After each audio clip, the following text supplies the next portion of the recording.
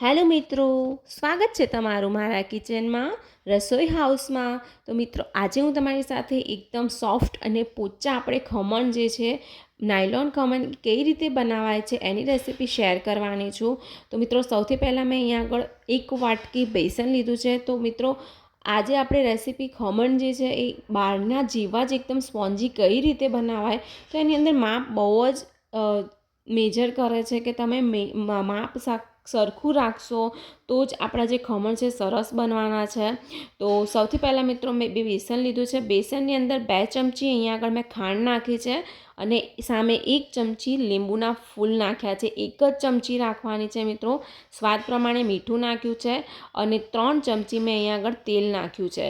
તો આ બધી જ વસ્તુઓને મેજર કરીને જ નાખવાની છે મિત્રો. જે પ્રમાણે મેં કીધું એ જ પ્રમાણે નાખવાનું છે.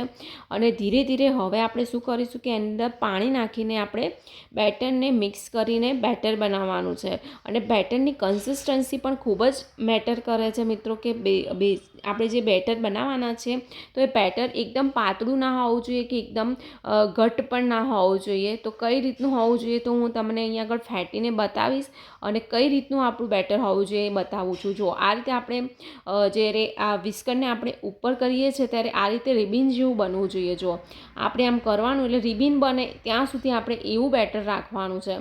હવે મિત્રો, અહીંયા આગળ મેં કુકર લીધું છે અને આપણે કુકરમાં જ આપણે અહીંયા આગળ ખમણને બનાવવાના છે. કારણ કે અમુક વસ્તુ જે છે એ ઘણા લોકોના ઘરે હોતી નથી. તો મેજર કુકર તો બધાના ઘરે હોય જ છે. તો આ રીતે મેં એક સ્ટીલનું જે અહીંયા આગળ આવું આવે છે મૂકવાનું, એ મેં મૂક્યું છે કુકરની અંદર.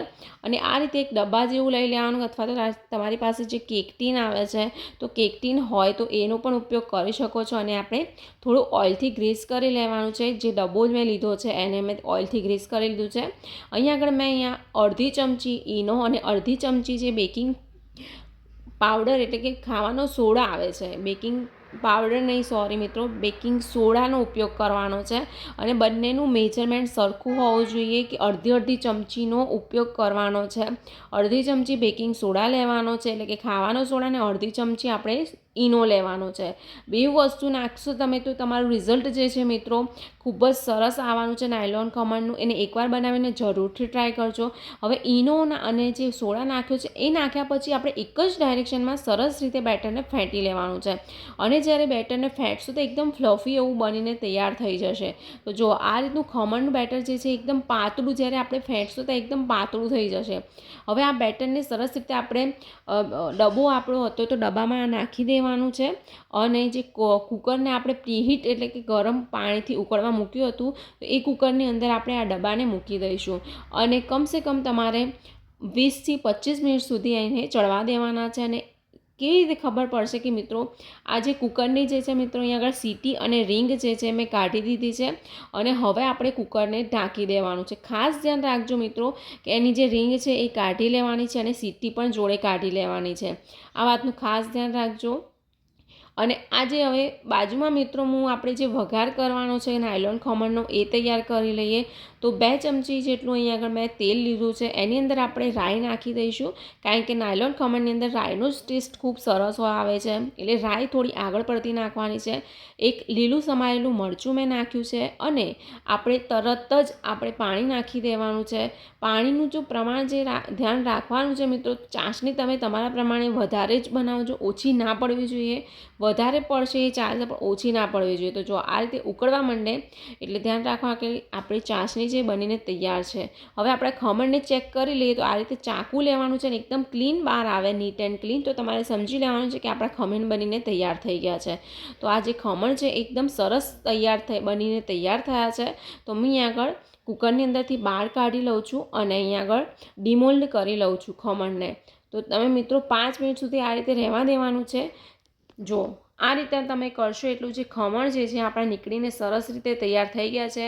અને એને ગરમ ગરમ જ મેં અહીંયા આગળ કટ કરી લીધા છે. તો જુઓ તમે, એકદમ સુપર ટેસ્ટી અને એકદમ સ્પોન્જી એવા આપણા ખમણ જે છે બનીને તૈયાર થઈ ગયા છે. અને જે આપણા ખમણ ગરમ હોય ત્યારે મિત્રો ધ્યાન રાખવાનું કે ત્યારે આપણે ચાસણી નાખવાની નથી. થોડાક ખમણ જે છે ઠંડા થઈ ગયા ત્યારે આપણે નાખવાની છે. પણ હા, ચાસણી જે છે નોર્મલ રૂમ ટેમ્પરેચર પર આવેલી એટલે થોડી નોર્મલ નવશેકી ગરમ હોવી જોઈએ. બહુ ગરમ ના હોવી જોઈએ. જ્યારે ખમણ ઉપર આપણે ચાસણી નાખીએ છીએ ત્યારે ખમણ જે છે આપણે એકદમ નરમ પડી જશે મિત્રો. તો અહીંયા વાતનું ધ્યાન રાખવાનું છે. તો હવે બધી જ ચાસણી જે છે મિત્રો મેં ખમણની અંદર નાખી દીધી છે. અને જો તમારા ખમણ એકદમ સ્પોન્જી અને સરસ બન્યા હશે ને તો તમે જેટલી પણ ચાસણી નાખશો એટલી બધી જ ચાસણી જે છે એ ખમણ પી લેશે. તો જો બાર જેવા જ એકદમ સુપર ટેસ્ટી અને સ્પોન્જી એવા ખમણ બનીને તૈયાર થયા છે ને મિત્રો. તો બસ હવે આપણે ઉપરથી ધાણા નાખી દઈએ. તો બાર જેવો જ લુક તમને લાગે છે કે નહીં મિત્રો, મને કમેન્ટ કરીને જરૂરથી કહેજો. અને એકવાર આ રેસીપીને બનાવીને જરૂરથી ટ્રાય કરજો. તમને કોઈ પણ ડાઉટ હોય તો મને કમેન્ટ કરજો, હું તમને જરૂરથી રિપ્લાય કરીશ. તો મળીશું નેક્સ્ટ વ્લોગમાં.